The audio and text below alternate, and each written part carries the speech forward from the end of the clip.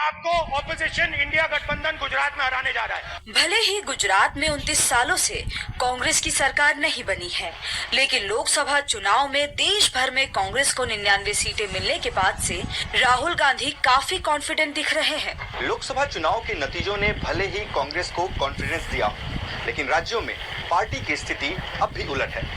Party के senior leader retirement की तरफ बढ़ रहे हैं, जबकि कई राज्यों में पार्टी के पास लीडरशिप ही नहीं है।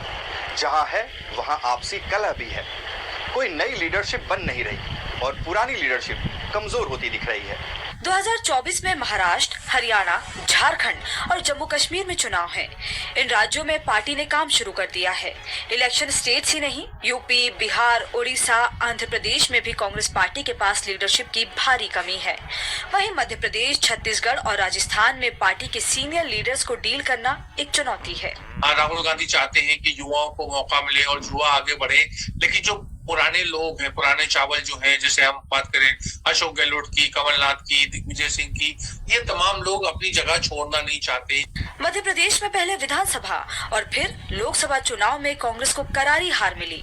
वहीं राजस्थान में भी पार्टी के लिए लीडरशिप एक बड़ी चुनौती है। इसलिए पार्टी अब इन राज्यों के लिए नई स्ट्रेटेजी बना रही है। एक बात साफ निकल के आ रही है कि अब नए ड्रोन के साथ, नए उत्साह के साथ नए लोगों को एक मौका मिलेगा। पुराने लोगों को भी रहेगा, लेकिन नए लोगों के साथ उनको सामंजस्य जोड़ा जाएगा। युवा जोश भी चाहिए तो पुराना अनुभव भी चाहिए। आज हमारे राष्ट्रीय अध्यक्ष खड़गे जी एक बहुत अनुभवी हैं और राहुल गांधी जी युवा नेता प्रतिपक्ष हैं। हमारा उदयपुर डिक्लेरेशन में ये क्लियर है कि 50% हम युवाओं को मौका देंगे, 50% सीनियर लेंगे। महाराष्ट्र की राजनीति को समझने वाले सीनियर जर्नलिस्ट संदीप सोनवलकर का कहना है कि महाराष्ट्र में पुराने नेताओं में सिर्फ पृथ्वीराज एक्सपर्ट का कहना है महाराष्ट्र में पुराने नेताओं में सिर्फ पृथ्वीराज चौहान बचे हैं, जो 2014 से साइड लाइन है।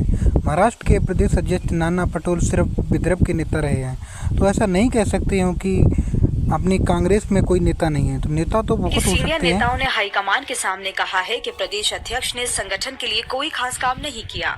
लोकसभा चुनाव में पार्टी को 2 सीटें मिली हैं, इस हिसाब से विधानसभा चुनाव में हार तय है। इसके साथ ही हरियाणा में पार्टी 2 खेमों में बटी हुई है। पहला खेमा भूपिंदर सिंह हुड्डा का है और दूसरा कुमारी शैलजा का है। कांग्रेस ने राज्य की जिम्मेदारी पूर्व सीएम भूपिंदर सिंह हुड्डा को दे रखी है, जिनका विरोध कुमारी शैलजा खुलेआम करती रही है। भूपिंदर सोनिया गांधी के करीबी माने जाते हैं। मुझे ऐसा लगता है कि अभी भी राज्यों के हिसाब से सोनिया गांधी की कांग्रेस पूरे तरीके से राहुल गांधी की कांग्रेस में तब्दील नहीं हो पाई है, लेकिन भारतीय राष्ट्रीय कांग्रेस उस हिसाब से डेवलप हो चुकी है।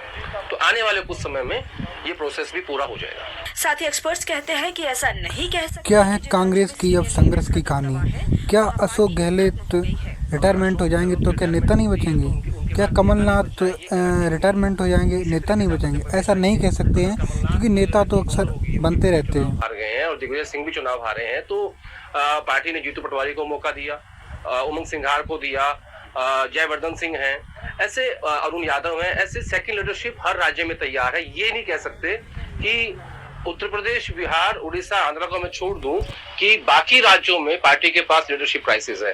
कांग्रेस में हमेशा से राज्यों में 3 से 4 गुट रहे हैं। राहुल गांधी ही अब पार्टी का प्रमुख चेहरा है। ऐसे में उन्हें बैलेंस बनाए रखने की जरूरत है। अब राहुल गांधी किस तरह अपनी पार्टी को स्ट्रक्चर करते हैं आगे वाले दिनों में? क्या वो यंगर लीडरशिप लाएंगे या वो बैलेंस बनाएंगे यंग और एक्सपीरियंस लोगों का, दोनों का? एक्सपर्ट्स के मुताबिक जहां-जहां फर्स्ट लाइन की लीडरशिप है, उन राज्यों में सेकंड लाइन की लीडरशिप या तो डेवलप हो रही है या ऑलरेडी मौजूद है। जहां पार्टी हार रही है, वहां राहुल गांधी अपने हिसाब